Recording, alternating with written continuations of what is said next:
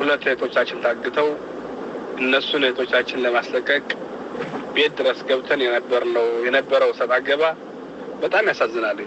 ሰላም አለይኩም ወራህመቱላሂ ወበረካቱ። እንዴት ናችሁ? ተከበራችሁ ኢትዮ ጅዳ መረጃ ግሩፕ ነው። በያላችሁበት አለ ተጠብቃችሁ አለ ተጠብቀን ስራ የምትሄዱ እህቶቼ እባካችሁን ጥንቃቄ ብታደርጉ መልካም ነው።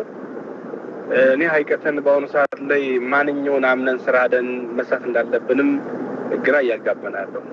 ዛሬ ሁለት እህቶቻችን ታግተው እነሱን እህቶቻችን ለማስለቀቅ ቤት ድረስ ገብተን የነበረው ሰጣ ገባ በጣም ያሳዝናል። ሰው እረዘቃለሁ ብሎ ሰርቼ ቤተሰቦችን ለውጣለሁ ብሎ እንደዚህ አይነት ቦታ ላይ መውደቅ ያሳዝናል። ነገር ግን እንግዲህ አላህ ደግሞ ከተበዳዮች ጎን ስለሆነ አላህም ተጨምሮበት ያው ብዙ ልፋትና ወጣ ወረዳ ነበረው። አልহামዱሊላህ ያም ሆኖ መጨረሻ ላይ ልጆቹን አስወጥተን ይዘን መጥተናል።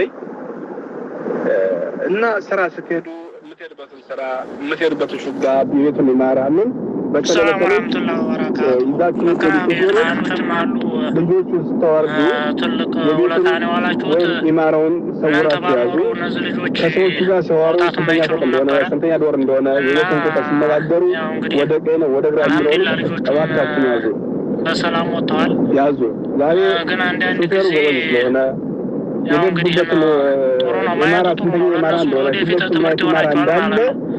ስላወቀው በዛ መሰረት ነው ወደኛ ማራውንም ቁጥር ማይተን ጥሩ ነው። ልጆቹን ለምታደጋቸው ስራ መጣ ሲሉ ተናግረው የነበረው የታውቃላችሁ አረቦቹ አይታወቁም። እህቶቻችን ስራ ሲወስዱ የቤቱን ይማራል ምግባበት አሁን ላይ ሰው እየተበላ እየተዘረፈ እየታገተ ወደ ልጆች ላኩላችሁ። ልጆች ወደ ተጉላችሁ ታውቃችኋቸው ብላችሁ ሰዋሩ ከሰማችሁ ጽፋችሁ ያዙ። ካልሰማችሁ ደግሞ እናንተ ምትስራ ምትገቡ እህቶች ወደው ለጓደኛ እዚህ ፎቅ ላይ እዚህ ዶር ላይ ምን ያለዋች ጻፉና ላኩ።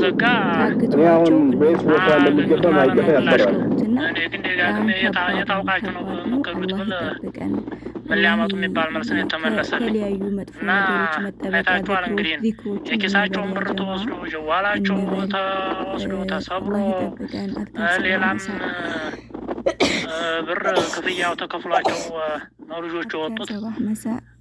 የሰዎቹ እንግዲህ ቁጥራቸው፣ ሎኬሽናቸው፣ ቤታቸው ሁሉም ነገር አለ። ከፈለጋችሁ እዛ ቤት ከሄዳችሁ ያው እንዴት ታገታችሁ ወቁት ማለት ነው። ወደ ሙጀማ መኮራን አካባቢ መሰለ ቤቱ